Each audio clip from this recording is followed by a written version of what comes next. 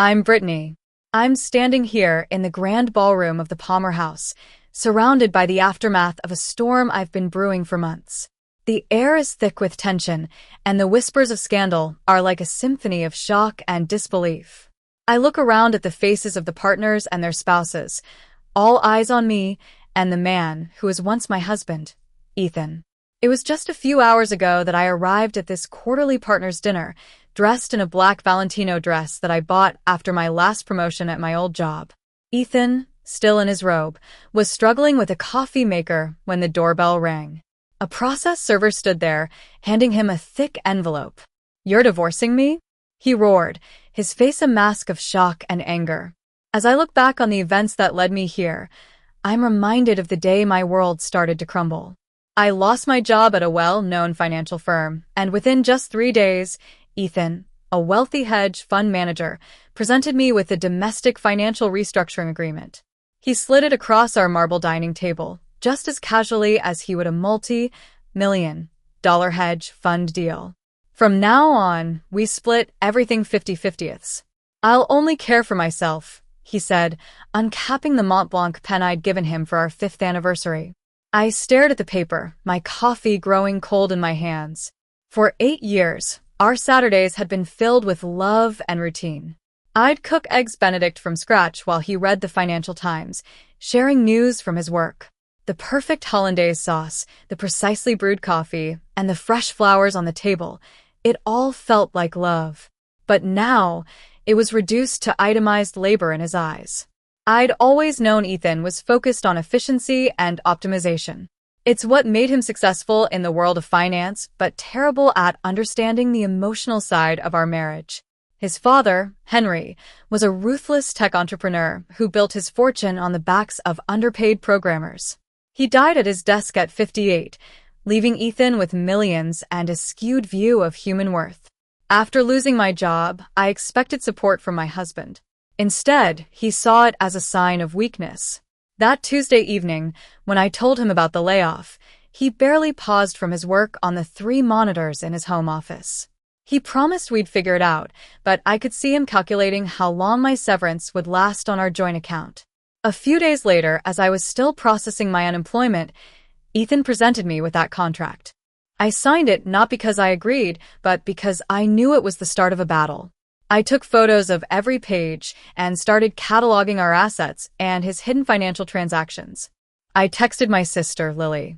She'd never trusted Ethan, not since he corrected her pronunciation at our engagement party. "You were right. It's happening," I texted her. One Saturday morning, I found Ethan's laptop open on the kitchen counter. On it, I saw a spreadsheet titled Household Reorganization. It detailed how much of a financial drain I'd become and even calculated how long it would take for him to justify leaving me. I also discovered monthly transfers of $3,000 to a consulting firm called MGM Consulting, which was registered to his 28-year-old executive assistant, Olivia. I started to dig deeper. I found out that Olivia had a habit of texting Ethan about urgent matters at inappropriate hours. And when I saw a text on his phone one night that said, "Can't wait to see you tomorrow, baby," I knew my suspicions were confirmed.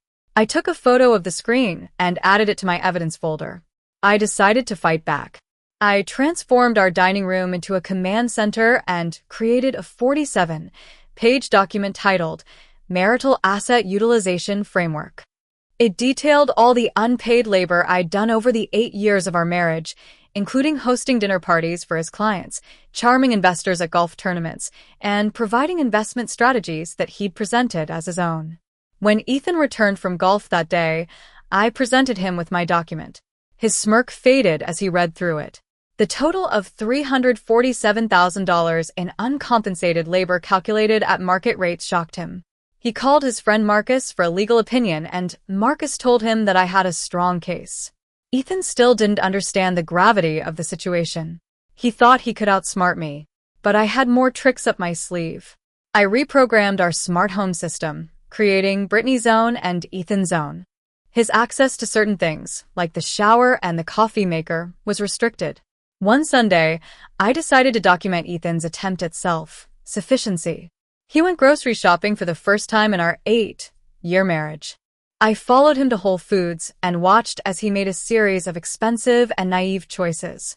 He bought a $27 box of organic cherries, 8 pounds of Wagyu beef, without realizing the price was per pound, and other high-end items.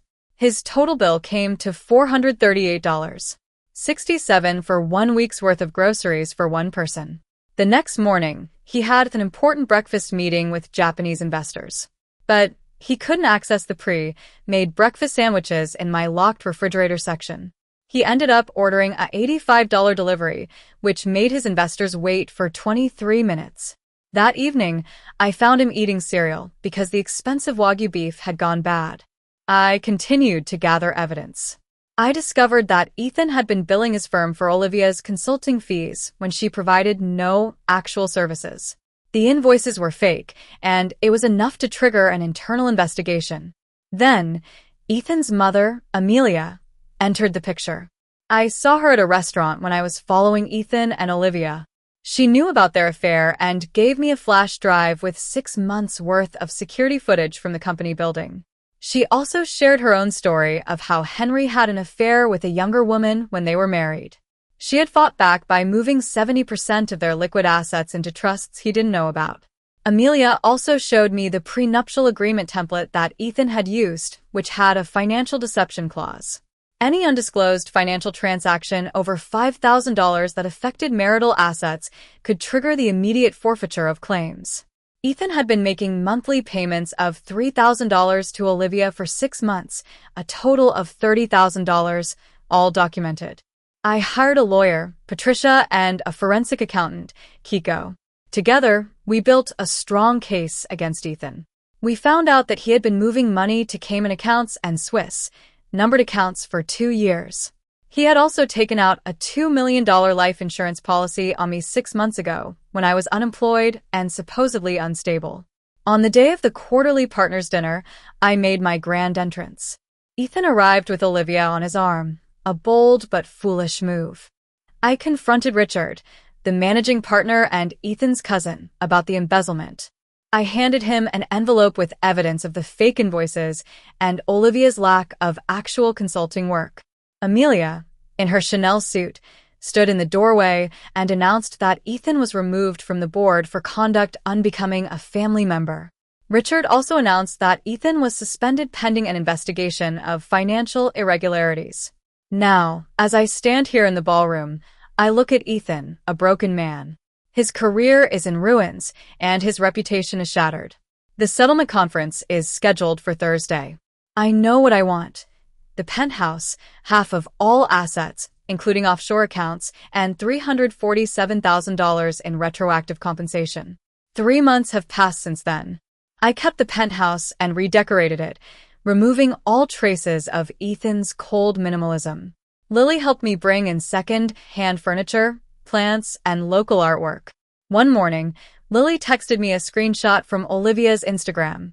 She was complaining about a date who invoiced her for half the dinner, calculated tax and tips, and even charged for gas. It made me laugh, and it inspired me to start a new chapter.